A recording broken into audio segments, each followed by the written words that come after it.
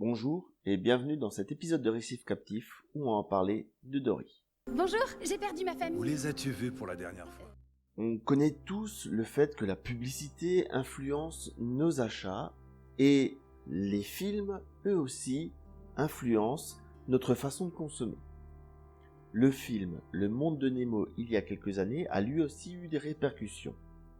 Des répercussions positives, puisque cela a permis de faire connaître le récif de corail et ses habitants. Ça a aussi permis de rendre plus populaire l'aquariophilie récifale. Dory! Ah, tu es là! Ça y est.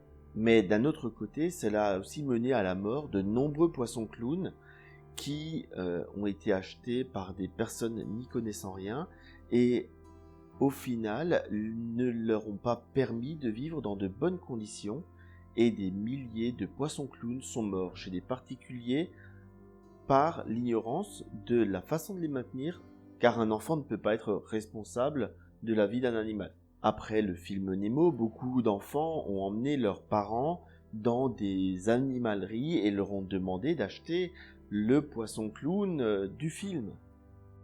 Bien sûr, comme un poisson, ça doit pas être si compliqué que ça. Les parents se sont dit, bah oui, allons-y, achetons un poisson clown. Et de cette simplicité est arrivée une hécatombe.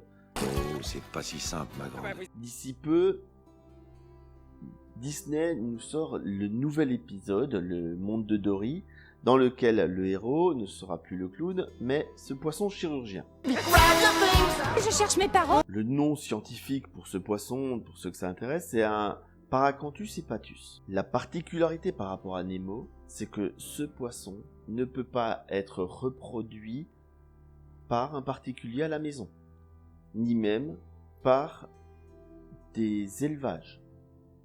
Il est obligatoirement prélevé dans la nature. Si vous allez dans des boutiques qui vendent de l'eau de mer, on va vous en trouver des tout petits qui font 2-3 cm et qui, à ce moment-là, on se dit, bah, c'est un petit poisson, ça va pouvoir passer dans un petit aquarium. Mais attention, adulte, il fait 25 cm.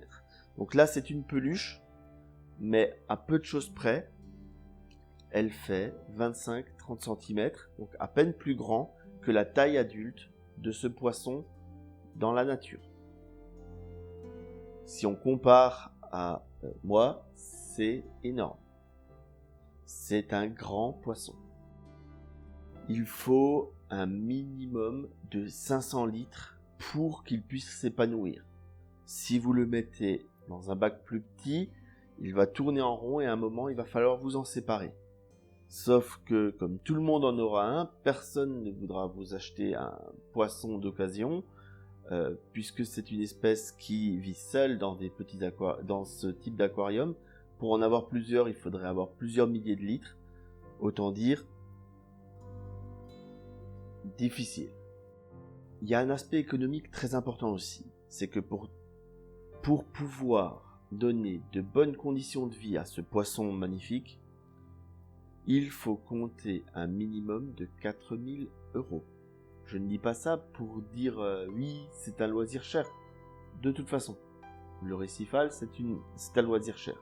Mais soyez prêts à mettre cette somme si vous voulez faire plaisir à votre enfant et avoir ce poisson à la maison. Oui, mais ne faites pas plaisir à votre enfant, faites-vous plaisir à vous, parce que c'est vous qui allez avoir à vous en occuper. Maman? Papa? Elle a qu'à en choisir deux au hasard et c'est tout. C'est ça. Je dis ça pour rire. En termes de durée de vie, ce poisson a une durée de vie de 15 à 20 ans. Autant dire que c'est s'engager comme on viendrait s'engager pour l'achat d'un chien. Si vous voyez que c'est un passage et que donc votre enfant dans 6 mois verra une autre princesse et autres, ne vous engagez pas dans de telles dépenses et achetez des petites peluches Disney ou autres de ce poisson, il y en a plein et c'est beaucoup plus facile, il n'y a pas besoin de la nourrir et à la limite quand on en est lassé, on la met dans un coin et c'est fini. Ce n'est pas un animal vivant prélevé dans la nature. D'accord, je comprends. Si cela vous intéresse, je vous invite à prendre contact sur des groupes Facebook ou sur des forums de discussion avec des personnes qui en maintiennent à la maison, histoire de vous rendre compte du travail que c'est. Il n'y a rien de tel que de rencontrer un passionné pour voir le travail que c'est d'avoir un aquarium de cette taille-là et de se dire oui, je me sens de le faire, ou non, c'est pas pour moi, c'est très joli chez les autres, mais c'est pas pour moi. Et c'est tout à fait respectable. Parce que, comme tout animal, il faut respecter la vie animale et donc aller doucement et se rendre compte qu'on est capable ou pas d'assurer à cet animal les conditions de vie optimales. Pour faire simple, que l'aquariophilie marine passionne un maximum de monde en ce moment, c'est très bien. Dans tout ça, je vous dis ça franchement car on n'a rien à gagner à vous dire allez-y ou n'y allez pas. Simplement, si vous y allez, n'hésitez pas à demander de l'aide à des personnes qui ont l'habitude de maintenir ces animaux. Ça vous permettra de leur donner des conditions de vie les meilleures possibles. Je vous souhaite de profiter du dessin animé de Disney. Et si vous avez envie de vous lancer, n'hésitez pas à suivre les autres vidéos de ma chaîne pour apprendre à faire votre propre aquarium récifal. Et aux autres, je vous dis à bientôt pour de nouveaux épisodes de Récif Captif.